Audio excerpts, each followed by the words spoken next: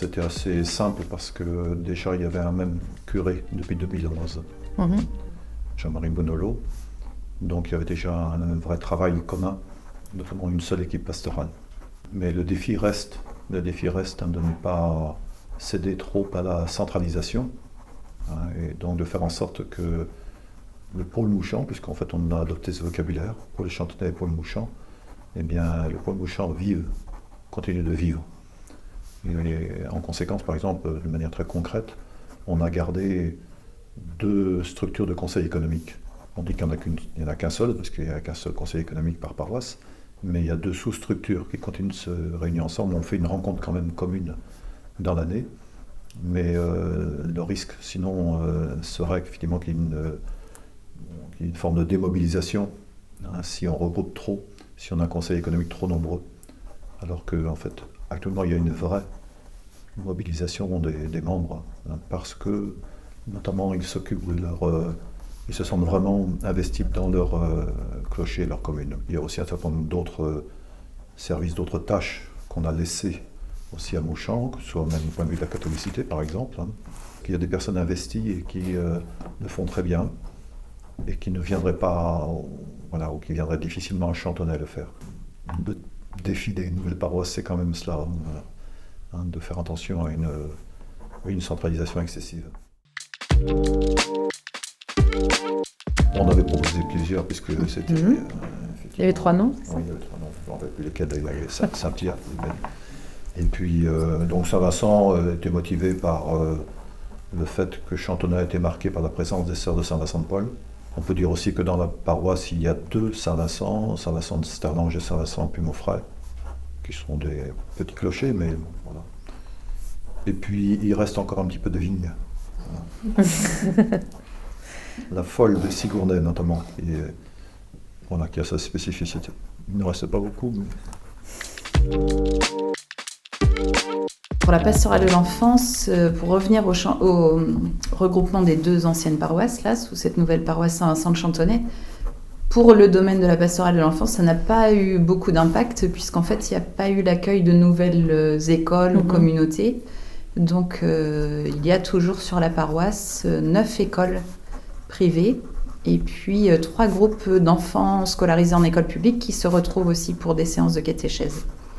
Et sur cette nouvelle paroisse, ça représente environ 450 enfants catéchisés, donc du CE1 au CM2. Alors c'est vrai que c'est une réalité importante dans la paroisse, c'est un volet important, et avec une forte demande de sacrement. Donc cette année, 5 enfants en âge scolaire sont en préparation au baptême, et 84 enfants se préparent à la première communion. Et nous avons aussi 47 enfants qui sont en marche vers la profession de foi. Voilà, cette réalité, elle demande forcément beaucoup de temps de préparation, de communication, le lien avec un certain nombre d'écoles, quand même, directeurs, catéchistes, le lien avec les familles. Alors, moi aussi, j'ai fait appel à des bénévoles qui étaient déjà en mission de catéchiste, mais pour m'épauler un peu plus. Et pour faire vraiment une préparation commune, ensemble, et que je ne sois pas seule à porter la pastorale de l'enfance dans cette paroisse.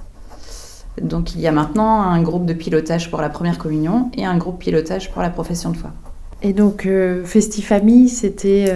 Festifamille, c'était notre projet d'année qui venait à la suite d'un essoufflement de ma part de la messe de rentrée cathée. Parce qu'au cours de la messe de rentrée cathée, on n'avait le temps de parler ni aux enfants ni aux familles. C'était difficile de faire du lien avec des nouvelles familles qui pouvaient arriver ou des parents qui auraient aimé s'engager. Donc j'ai eu envie et besoin de renouveler cette proposition. Donc là aussi, je me suis entourée de quelques personnes pour porter ça, notamment des mamans qui étaient engagées dans l'éveil à la foi.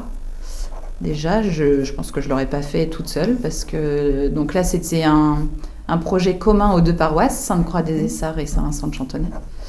Et donc, on a réuni finalement une centaine d'enfants, et puis ça faisait peut-être 200 personnes avec les parents sur un après-midi. Le but, c'était vraiment de passer du temps ensemble, de créer du lien entre les enfants, les parents, les catéchistes, et sans thème particulier. C'était vraiment être ensemble.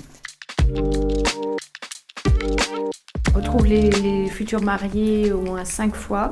On essaie aussi de créer du lien entre chaque rencontre. Par le téléphone, on s'est réparti les couples par... les couples, on s'est répartis par couple de prépa-mariage, voilà. Et on les contacte entre chaque rencontre, pour pas les lâcher, quoi. Parce qu'on sait que les rencontres entre... La première est en octobre et la suivante est en février, par exemple, et on a tout un moment, là, on ne les voit pas forcément, quoi.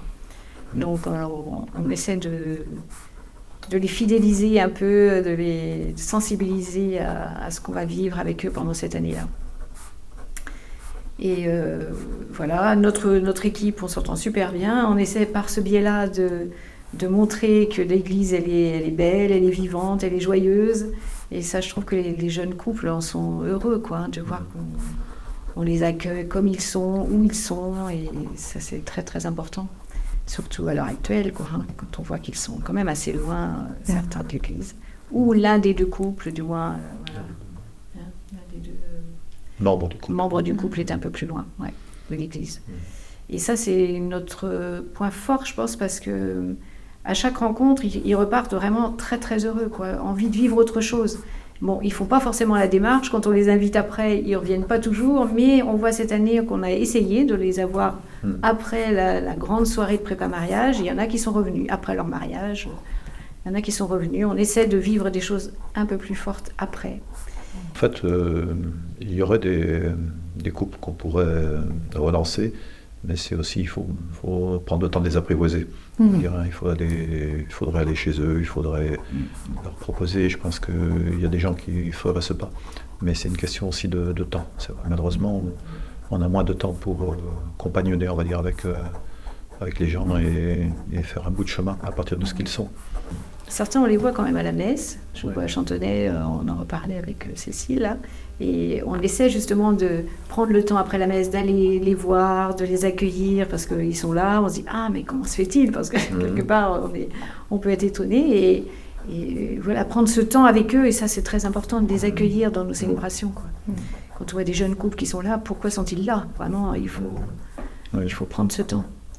Parce que c'est comme ça aussi qu'on peut les amener, et puis oser leur proposer des choses, quoi. Parce que quelquefois ils sont tout en attente.